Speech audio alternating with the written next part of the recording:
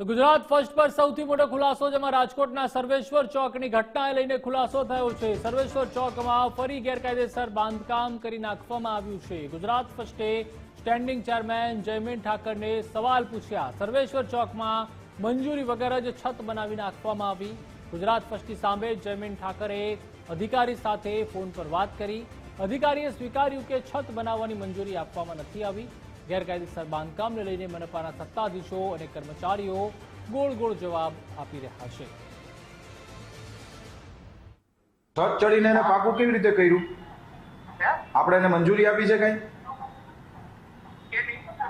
જે ત્રિકોણ મલબો જે પડ્યો અતુલભાઈ, સર્વેશ્વર ચોકની દુર્ઘટનામાં જે ત્રિકોણ મલબો જે પડ્યો હતો, જે ઇનલીગલ ઈ લોકોએ રાખ્યો હતો, બરોબર, હાલમાં એવું સ્ટેટસ મીડિયાના મિત્રો કહે છે કે અહીંયા ઉપર સ્લેબ ચડી નાખ્યો છે, તો આપણે મંજૂરી આપીએ ને?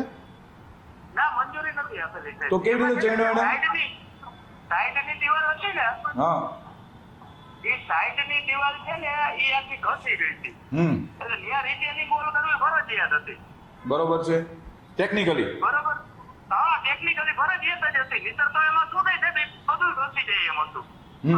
રોડનો જે અર્ધન રોડ આવે ને, એટલે એ દિવાલ કોણે કરી? દીવાલ એ લોકોએ રિપેરિંગ કરી છે કરીને પછીનો જે ભાગ હતો મલબો, એનું શું કર્યું?